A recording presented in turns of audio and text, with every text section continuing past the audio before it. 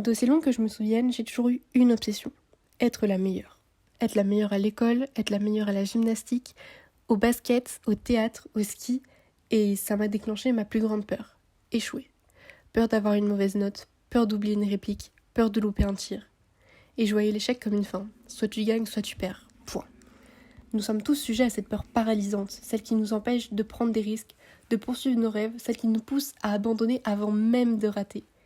Les échecs font mal, mal à l'ego, à notre fierté. On se demande pourquoi on a tenté, pourquoi on a pris le risque, pourquoi est-ce qu'on a donné notre cœur à ce garçon, est-ce que ça en valait la peine.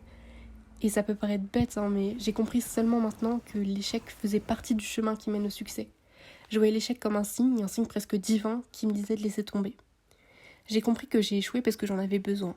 Besoin d'en tirer des leçons, besoin d'apprendre à encaisser quand je me ridiculise, d'oser aller affronter ce que je veux faire au lieu d'attendre que l'on vienne me chercher. Car, comme le dit ma prof d'allemand, si tu restes caché sous ta couette, tu es bien jusqu'au moment où tu réalises que personne n'est venu la tirer pour voir s'il y avait quelqu'un d'intelligent et d'intéressant en dessous. Mes échecs m'inspirent, dans le sens où j'essaye de ne pas perdre de vue l'objectif et d'adapter ma trajectoire. Car j'ai enfin compris que renoncer, c'est la manière la plus sûre d'échouer. Et je me fais la promesse que mon envie de réussir sera toujours plus grande que ma peur d'échouer, pour que la Lilou de 80 ans puisse se souvenir de celle de 17 ans avec fierté.